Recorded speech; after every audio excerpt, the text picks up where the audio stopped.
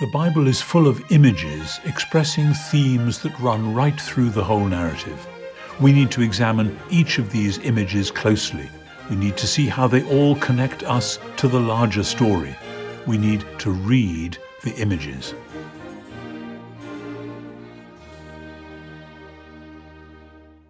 In the ancient world, it would sometimes happen that the king or ruler of some great country would win a victory over another country and would make that country subservient to himself and would set up a binding agreement. I am doing this for you now, and you're going to do this for me. Or they might simply enter into some sort of a political agreement, but again and again there would be an agreement as to how the two of them would work together.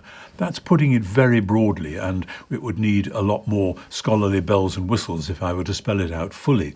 But the point is that in the Old Testament, we see again and again the Bible speaking about the covenant that God makes with certain people.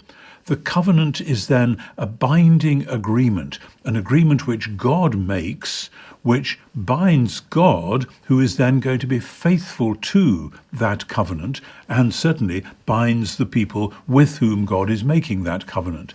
And this becomes a theme, a kind of a running topic, which goes on, because it isn't just nations that form covenants, it's individual people, of which the best known form of covenant is marriage itself.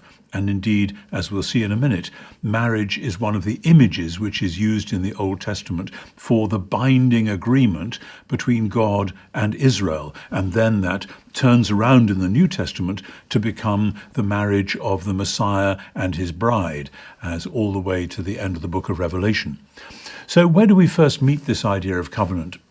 Some people think in terms of God making a covenant with Adam or with Adam and Eve. Well, God certainly gives Adam and Eve instructions, be fruitful and multiply and look after the garden and so on. Genesis doesn't actually call that a covenant, but in the light of later things that happen, we can cautiously refer to Adam and Eve as being in covenant with God, which they then break, and then God has to expel them from Eden and so on. I'm always a bit wary of that because some people have tried to make too much of a supposed covenant with Adam and then deduce certain things from it. Let's not go there. Let's stick with where the Bible actually takes us, where the first covenant that we find is the covenant with Noah, and through Noah with all of creation. Because, as I said in an earlier section, when after Adam and Eve's time, the land was full, the earth was full of people who were rebelling against God and living by violence and were committing all kinds of wickedness.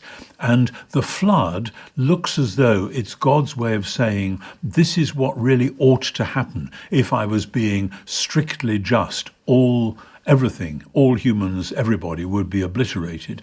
But God is gracious, and his original purpose in creation is not going to be thwarted. So he calls Noah and his family, as it were, to restart the project, to be the beginning of a new wave for the human family on the face of the earth. And to show that they are not going to be destroyed by a flood, God puts his bow in the clouds like a warrior hanging up his bow, and so that the rainbow, the bow which appears in the clouds after rain, becomes a symbol in Genesis chapter 9 of the covenant that God makes with Noah and with all of creation. And it's a way of saying, I will be faithful to the whole of my creation. I will not let it be destroyed. And so everything that happens subsequently is a way of God saying, and this is how my faithfulness is going to work out. What is God going to do? Well, the next covenant that we meet is God's covenant with Abraham in Genesis chapter 15, which turns into God's covenant with Abraham because he's renamed. Abraham means I'm the father of many nations in Genesis 17, and then it's renewed again in Genesis 22. And in Genesis 15, it's a very dark and solemn thing. But the chapter begins with Abraham, who has been promised a land and a family, saying to God, excuse me, what's going to happen to this promise? Because I don't have a child, and someone else is going to inherit all that is mine. And God saying, actually, no. I am going to give you not just one child, but an uncountable inheritance, like the stars in the sky. And it says, Abraham believed God, and it was reckoned to him as righteousness. It's a very oblique phrase. It's not a phrase we would use today unless we were explicitly echoing a passage like that in the Bible. But as we see it working out, what it means is that God makes a covenant with Abraham, and then God is going to be faithful to that covenant. And Abraham becomes the one who is the covenant partner, the one who is to be righteous in God's sight, not just morally righteous, though that's of course part of the deal, but the one who is himself to be faithful to the covenant, and God will work through him. And the way that covenant is established is a strange old ritual which looks as if it belongs in the world of the ancient Near East, where they took sacrificial animals and killed them and cut them in two pieces, and then passed between the broken pieces of the bodies of the animals as a way of saying, if I am not faithful to this, then may I be pulled apart like these animals. Only in the case of the covenant with Abraham in Genesis 15, it is God himself who passes through between the pieces of the animals as a way of saying God is going to be faithful to this covenant. And Genesis 15 comes all the way through into the New Testament. And in Galatians 3 and Romans 4, Paul draws on it, and he clearly knows the whole passage and has meditated on it as he sees the promise that God made to Abraham, that God would give him a family consisting of many nations and make him the father of a multitude of peoples, not just one family, but of people from every nation and tribe and tongue. God, says Paul, was faithful and is faithful to that promise. But as the story of Abraham and his family goes forward, with the covenant renewed through the badge of circumcision in Genesis 17, and then renewed again in 22 after Abraham has been commanded to sacrifice his son, and then God rescues him at the last minute, the story moves forward to the children of Israel in Egypt, and then God making a covenant with them at the time when he brings them out of Egypt and takes them to Mount Sinai. And God gives them the Torah, and the Torah, the law, beginning with the Ten Commandments, but really containing the whole law. The law is the charter of the covenant, that if you are to be God's covenant people, this is what it's going to look like. This is how you are to live as covenant people. And when Moses sprinkles the blood of the covenant upon them in Exodus 24, this is a way of saying you are now sanctified as the people in whose midst God is going to come and dwell. And that covenant remains there behind everything that happens subsequently in the Old Testament. But then the next time we meet covenant explicitly, it's with David. With David in 2 Samuel 7, when God promises him that in his seed there will be the chance to build the temple at last, so that God will come and dwell permanently in the midst of his people.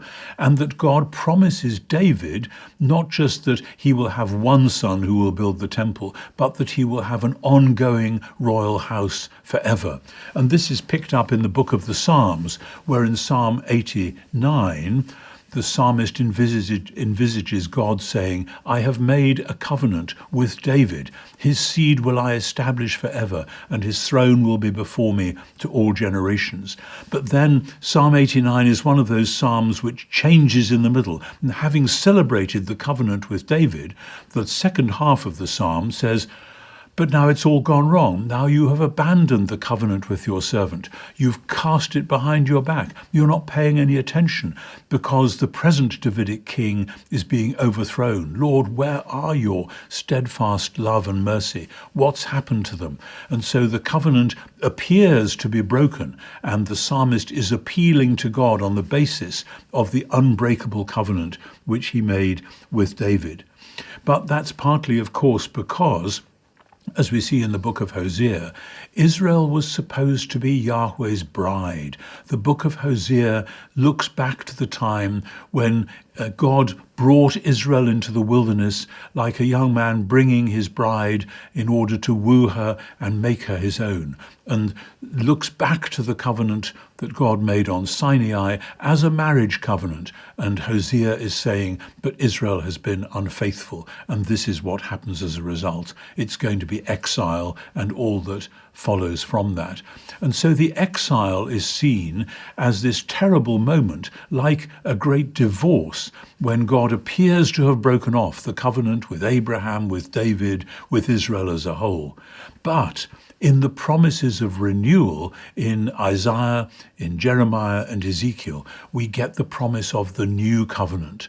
The phrase new covenant occurs particularly in Jeremiah 31. God says, I will make a new covenant, not like the old covenant because they broke that one. But this time I'm going to put my law in their hearts, and they will be able to obey me from the heart, and I will be merciful to them, and I will remember their sin no more. And in Isaiah 54, verse 10, God says, I will now make with you the covenant of peace. That's a phrase that comes elsewhere, Ezekiel 34 and other places as well.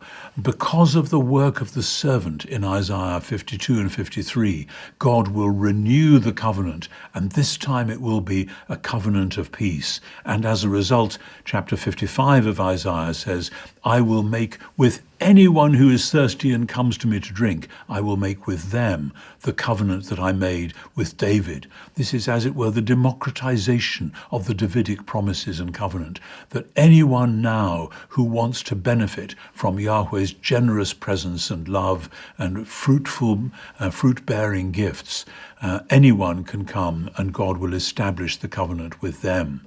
And that's really the picture which is then picked up in the New Testament.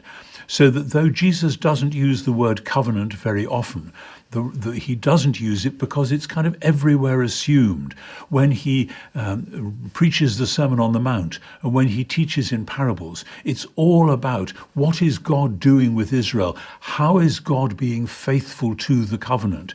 And the answer is, this is what it looks like when God's covenant faithfulness is unveiled. It looks like this young Jewish prophet going around celebrating the kingdom with all the wrong people, healing people, teaching wisely but challengingly about the seed growing secretly and all the rest of it, telling stories about a man who had two sons and one of them went off and one of them didn't, and so on and so on. All these things are ways of saying this is the story of Israel and how God is working that out. But it's not going to happen the way that you might have liked it to. God has new things to do, and that all comes to a head when Jesus takes his close followers, and on the night when he's going to be betrayed, he breaks bread with them and he says, this is now the new covenant, and pours out the wine. This cup is the new covenant in my blood, shed for you and for many for the forgiveness of sins. Drawing in those great themes from the book of Exodus, from Jeremiah, all the way back to Abraham, and perhaps also with echoes of Adam in behind.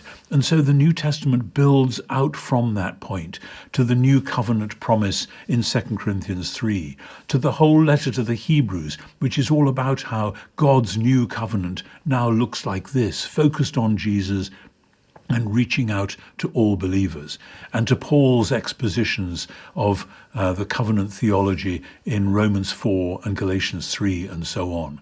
And again, we see two things going on which many have found it difficult to hold together. On the one hand, covenant is all about God being faithful to his promises and never looking back and so on and so on. But on the other hand, it's all about God doing something new, God breaking into history and doing something completely unexpected. And it's only in retrospect, like on the road to Emmaus, and like in much of what Paul says, that we look back and we see what has happened in Jesus and his death and resurrection and his ascension as Lord and his gift of the Spirit. This is, in fact, what God's covenant faithfulness looked like, even though we hadn't seen it coming. And so we see the New Testament church going out as God's covenant partners, going out into the world to be a family of believers who are in covenant with one another, in covenant of unity and peace and siblinghood with one another, though that's been so hard to maintain. But within that, the families of the church, individual households being in covenant with one another and with the church, to be within the church and for the world, the sign of God's faithfulness. Faithfulness to creation, faithfulness to covenant, faithfulness which will result in the end, in the new heavens and the new earth, when the whole story from Genesis all the way through will finally come to completion. The sign over it will be, God was faithful, God is faithful, God has been and always will be faithful. That's covenant theology.